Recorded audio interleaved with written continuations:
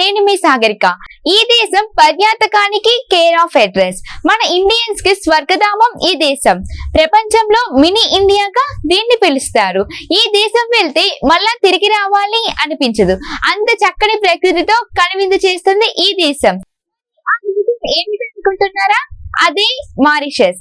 మరి ఇప్పుడు మారిషస్ కోసం తెలుసుకుందాం. మారిషస్ ఇది హిందూ దేశం. మన దేశం తర్వాత ఎక్కువ హిందువులు ఉన్న దేశం ఇదే.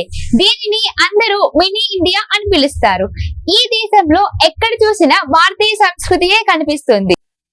ఇది ఒక ద్వీప దేశం. ఆఫ్రికాకి ఆగ్నేయ ప్రాంతానికి 2000 కిలోమీటర్ల దూరంలో హిందూ మహాసముద్రంలో మారిషస్ దేశం ఉంది. ఈ దేశ రాజధాని పోర్ట్ లూయిస్. మొత్తం ఈ దేశ వైశాల్యం 2400 చదరపు కిలోమీటర్లలో ఉంటుంది. 1630 నుంచి 1710 వరకు డచ్ వాళ్ళు పాలించారు. తర్వాత 1510 నుంచి 1810 వరకు ఫ్రెంచ్ వాళ్ళు పాలించారు. ఆ తర్వాత బ్రిటిష్ వాళ్ళు 1968 వరకు పాలించారు. ఆ తర్వాత మారిషస్ కి బ్రిటిషర్స్ నుంచి స్వాతంత్రం వచ్చింది. అభివృద్ధి జాబితాలో మారిషస్ సెకండ్ ప్లేస్ లో ఉంది. మన దేశంలో ఎక్కువగా తమిళ వారు, తెలుగు వారు, యూపీ వారు ఉన్నారు. వీరు ఎక్కువగా ఉండడానికి కారణం ఏంటో చూద్దాం. బ్రిటిషర్లు పాలన చేస్తున్న సమయంలో మన దేశం నుంచి వ్యవసాయ కూలీలుగా పనిచేయడానికి 1835లో ఇష్టం, వెంకటపతి, అయ్యప్ప అనే ముగ్గురు తెలుగు వారిని మారిషస్ తీసుకొని వెళ్లారు. అక్కడ మన భారతీయులు వ్యవసాయం బాగా చేయడంలో ఆ తర్వాత ఏడాది కౌన్సర్ అనే వాడలో దాదాపు 30 మంది తెలుగు వారిని తీసుకొని వెళ్లారు. కోరంగి రేవు నుంచి ఈ ఓడ బయలుదేరింది. అందుకే వాళ్ళని కోరంగి వాళ్ళు అని పిలిచేవారు. వీరు మాట్లాడే తెలుగు భాషని కోరంగి భాష అని అక్కడ ప్రజలు పిలిచేవారు. 1843 సమయంలో మన దేశం నుంచి ఒక ఓడ 2 సార్లు ప్రయాణం చేసి దాదాపు 200 మందిని మారిషస్ తీసుకొని వచ్చింది. అసలు ఈ మారిషస్ ద్వీపాన్ని కనిపెట్టిన మొదటి వ్యక్తులు ఎవరో?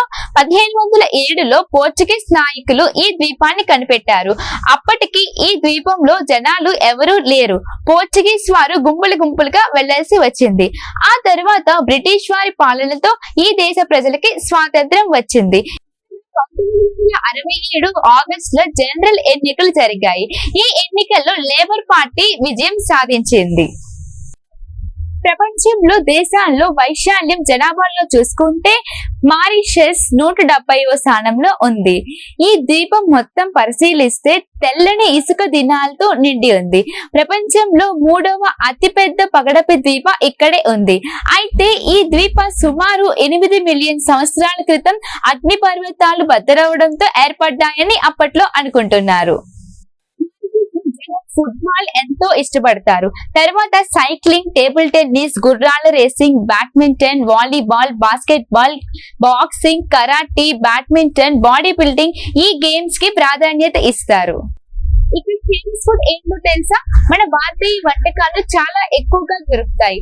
వాటితో పాటు ఫ్రెంచ్, చైనీస్ వంటకాలు అక్కడ తయారు చేస్తారు. ఇక్కడ ప్రజలు సుగంధ ద్రవ్యాలు ప్రతి వంటకాల్లో వాడతారు. చాలా స్వచ్ఛంగా ఉంటుంది. అక్కడ ప్రభుత్వం పిల్లల పట్ల చాలా కేర్ తీసుకుంటుంది. 2005 నుండి మారిషస్ విద్యార్థులకు, వికలాంగులకు, సీనియర్ సిటిజన్స్ కు బస్సులకి ఉచితంగా అందిస్తుంది. కూచిపూడి, భరతనాట్యం ఎక్కువగా ఇష్టపడతారు. జానపద గీతాలు కూడా పాడతారు. మన బాలీవుడ్ సినిమాలు ఎక్కువగా చూస్తారు. మ్యూజిక్ ని చాలా ఇష్టపడతారు. మన బాలీవుడ్ హీరో సినిమాలను అక్కడ ప్రజలు అన్ని చూస్తారు. ప్రపంచంలో ఎక్కడా లేని సరితుప్త డోడో పావురాన్ని అక్కడ పరిశీలించారు. ఆ పావురం 4 మిలియన్ల క్రితం మారిషస్ లో స్థిరపడింది. ఆ పావురం ఎగరలేదు, ఎందుకంటే వాటిని అక్కడ స్వేచ్ఛగా ఎదిగేలా చేశారు. వాటిపై ఎవరు దాడి చేసేవారు కాదు, అందుకే అవి ఎగిరే అలవాటు నేర్చుకోలేదు. వీటికి ఎవరైనా హాని తలపడితే వాటిపై కేసు పెడతారు. ఈ దేశం ప్రధాన ఆదాయం వచ్చేది పర్యాటకం ద్వారా. ఈ దేశంలో బట్టల షాపులు, చక్కెర, చేపల ద్వారా బాగా ఆదాయం వస్తుంది. ఈ దేశం ఇతర దేశాల నుంచి పెట్రోల్ ని ఇంపోర్ట్ చేసుకుంటారు. ఈ దేశంలో ఎక్కడ చూసినా మన భారతీయ కల్చరే ఎక్కువగా కనిపిస్తుంది. అలాగే మన హిందూ దేవుల గుళ్ళు, పెద్ద పెద్ద విగ్రహాలు కనిపిస్తాయి. ఇక్కడ కొబ్బరి, చెరుకు పంటని చాలా బాగా పండిస్తారు.